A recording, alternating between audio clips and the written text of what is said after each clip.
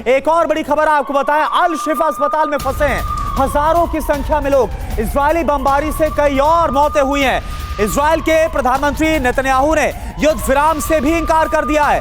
240 बंधकों को रिहा करने तक कोई सीजफायर यानी कि युद्ध विराम नहीं होगा, यह साफ कह दिया है इजराइल के प्रधानमंत्री ने।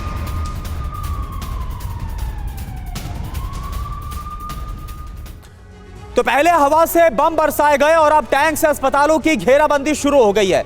इजरायली सैनिकों को यकीन इस बात का है कि अल शिफा और गाजा के तमाम अस्पतालों को हमास ने अपना ठिकाना बना लिया है और यही वजह है कि इजरायली सैनिकों ने अब अस्पतालों को टारगेट किया है। अस्पताल संहार का आज तीसरा दिन है। WHO से अस्पतालों का संपर्क टूट चुका है। अब अस्पतालों के बाहर इजरायली सैनिक और किसी को भी अस्पताल में जाने की इजाजत नहीं दी जा रही। Car garage network great, claim cover great, price wait wow, price भी great. Tata AIG car insurance, trusted नाम, फैंटास्टिक नाम।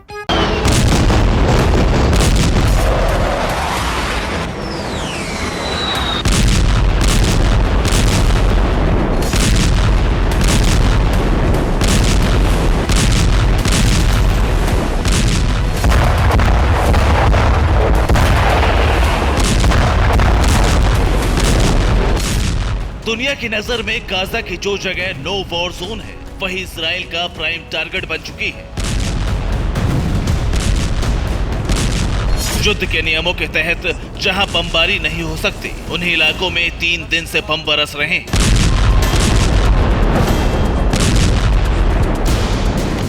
गाजा के अस्पतालों पर इजरायली सेना के हमले का सिलसिला जारी है। 3 दिन से जबरदस्त गोलीबारी हो रही है।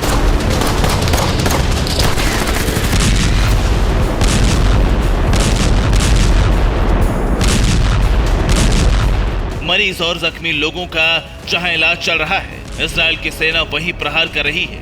वजह है अस्पताल में हमास का ठिकाना।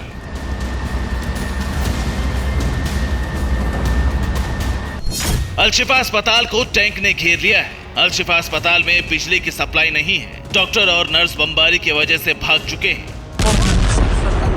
इंडोनेशिया अस्पताल पर भी रह रहकर बमबारी हो रही है।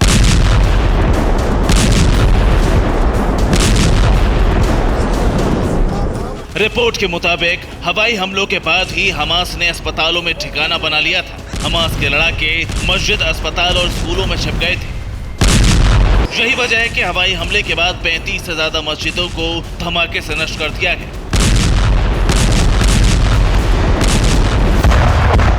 लेकिन अब इजराइल के टारगेट पर गाजा के तमाम अस्पताल हैं।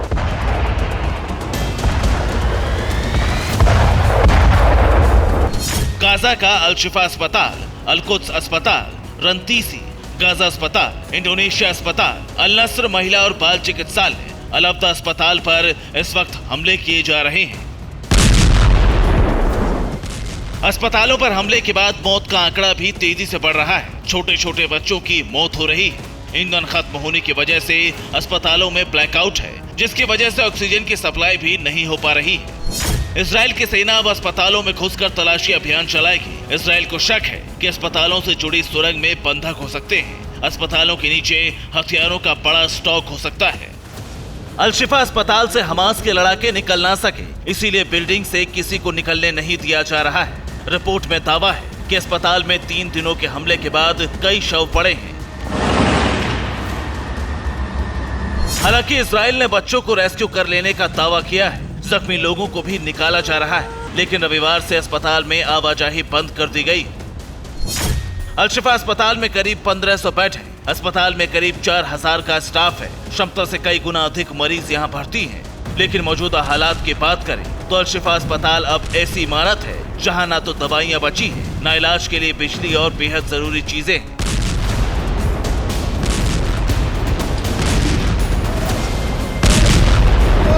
इजराइल का दावा है कि अस्पताल में हमला करना हमास के सफाई के लिए जरूरी है, क्योंकि अल शिफा अस्पताल ही हमास का मुख्य सेंटर है। अस्पताल के नीचे सुरंग का नेटवर्क है। सुरंग में हमास ने कंट्रोल रूम बनवाया हुआ है। लोगों को हमास ने ढाल बनाया है।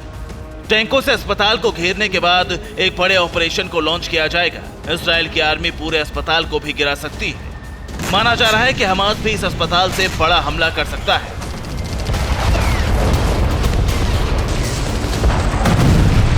फिलहाल इजरायली सैनिकों को सिर्फ इतनी जानकारी है कि अस्पताल के नीचे हमास का कमांड सेंटर है, लेकिन आमतौर पर हमास की सुरंगें एक दूसरे से जुड़ी हुई हैं। ऐसे में मुमकिन है कि हमास के लड़ाके सुरंगों के रास्ते किसी और एग्जिट पॉइंट से निकल चुके होंगे, लेकिन कमांड सेंटर खत्म होने से हमास को बड़ा नुकसान होगा। हथियारों का जखीरा भी नष्ट किया जाएगा।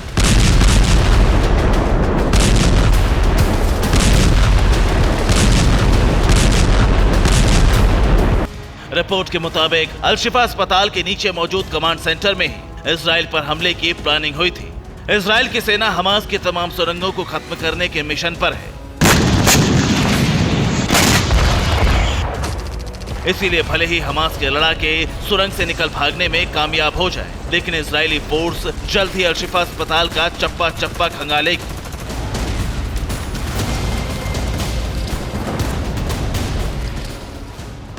अस्पतालों पर हमले की वजह से सबसे ज्यादा मुसीबत में वो लोग हैं जो हवाई हमले में जख्मी हुए हैं। इन लोगों को पहले नॉर्थ गाजा से निकालना होगा, फिर साउथ गाजा के किसी अस्पताल में शिफ्ट होना होगा। लेकिन ये मुमकिन नहीं लग रहा, क्योंकि युद्ध के बीच गाजा में इतनी सुविधाएं नहीं बची हैं। ईरान ने इजराइल को अस्पतालों पर हमले नहीं करने की चेतावनी दी है। इजराइल की सेना ने दावा किया है कि उत्तरी गाजा में हमास ने कंट्रोल खो दिया है।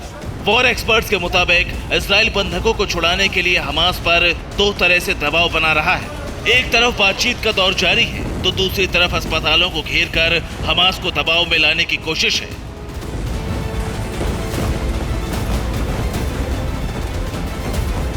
इजराइल के पीएम के मुताबिक गाजा में बंधकों की तलाश में इजराइल की सेना पाताल तक भी जाने को तैयार है। अस्पतालों को घेरने के लिए अब हमास के पास सुरक्षित ठिकानों की भारी कमी हो गई है। ऐसे में हमास के लड़ाके बाहर निकलने को मजबूर हो जाएंगे। इजराइल की खुफिया रिपोर्ट के मुताबिक हमास के लड़ाके सुरंगों में 15-20 दिन से अधिक नहीं रह सकते।